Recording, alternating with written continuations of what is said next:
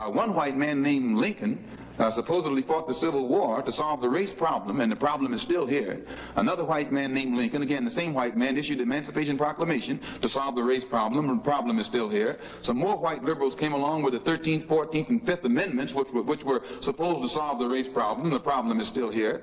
9 years ago, 9 more white liberals, so-called, came up with what they call a Supreme Court desegregation decision, and the problem is still here. And then another white man named Kennedy came along running for president and told Negroes what all he was going to do for them if they voted for him, and they voted for him 80%. He's been in office now for 3 years, and the problem is still here. When police dogs were biting black women and black children and black babies in Birmingham, Alabama, that Kennedy talked about what he couldn't do because no federal law had been violated.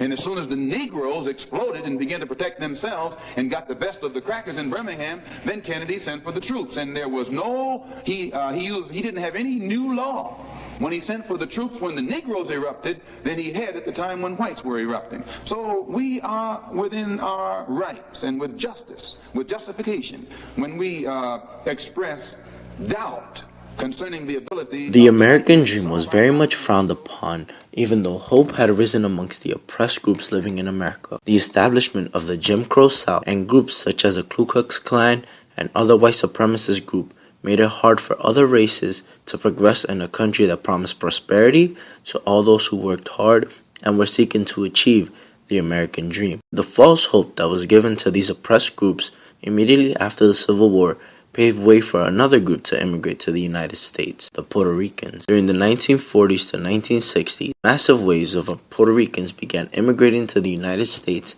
in hopes of a better future and the American dream. They were initially classified as blacks because Caucasian Americans were not able to distinguish and classify them as Hispanics. During this time, many African American groups immediately began speaking out against the racism that occurred throughout the nation and discrimination that them and their ancestors suffered through since before the establishment of this country. Many prominent leaders and groups rose out of this movement, such as Marcus Garvey, Malcolm X, the Nation of Islam, and the Black Panthers, in order to fight and eradicate white oppression. This motivated groups like Puerto Ricans to fight against white oppression and fought alongside African Americans in order to have an equal America. Puerto Rican groups like the Young Lords and the Puerto Rican Nationalist Movement, led by Dr. Pedro Albizu Campos, worked alongside Marcus Garvey and other activists to eventually succeed their mission for equality during the Civil Rights Movement. One may think that the world is a perfect place now,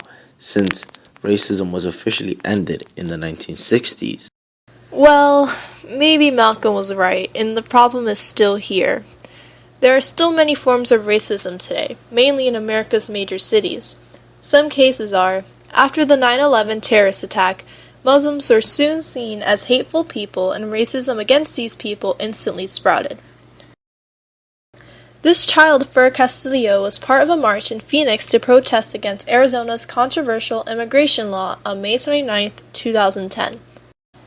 This past summer in Florida, the murder case of Trayvon Martin caused many rallies and marches across America. Many people saw this case controversial and racist because Trayvon Martin was a victim of racial profiling, and the murderer, George Zimmerman, was not found guilty for his violent actions.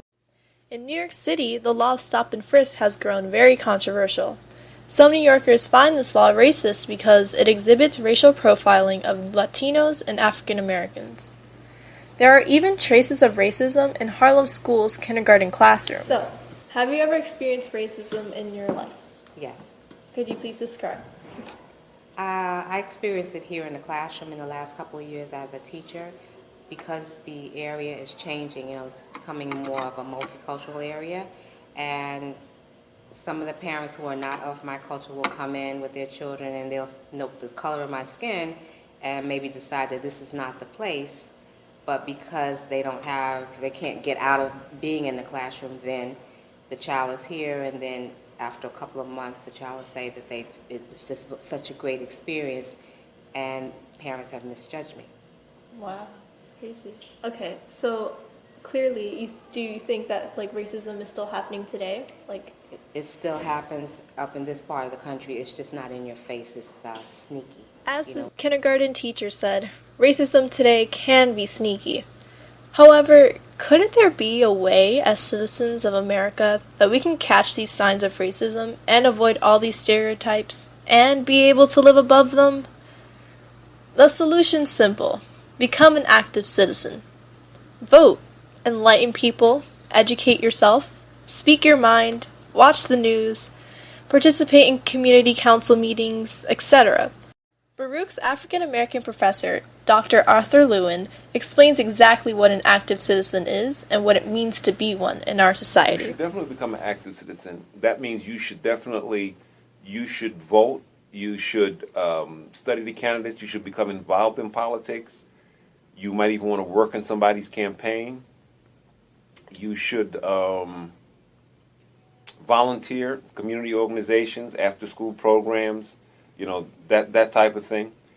And the bottom line is nobody will save us but us. So you should always, like if you're talking to young people or people younger than yourself, talk about something that makes sense. Yeah. Talk about, something that will uplift them. Don't just talk about what I saw on television last night or the latest what Miley Cyrus is doing or something like that. Make it something meaningful. And what happens is a society is only as powerful as not the government but the people, as engaged as the people are. Mm-hmm. So it's up to us. If we want things to be better, we have to look at the man in the mirror, look at the woman in the mirror. It starts with us. It's easy to sit back and say negative things, mm-hmm. but it's much harder to actually try to change things, try to fix them. Yeah. So basically, you're saying that to be an active citizen is just to share your knowledge and be part of the community. Share your knowledge. Always engage in interesting debate and discussion. Don't waste your time talking about gossip or talking about what you saw on television or the latest style. Try to elevate the level of the conversation, and always have a book or something that you're reading. Yeah. And encourage those around you to do that, and give them books. If a young person they're not reading, you can give them a book about a sports hero or something, but get them engaged. To some extent. If you have a brother or sister or cousin, you see them in front of the video games all the time. Try to engage them in conversation, and show them other things. Help them with their homework, right? But it starts with you. Is it really that simple to be an active citizen? It could be. All you have to do is get up, stand up for your right.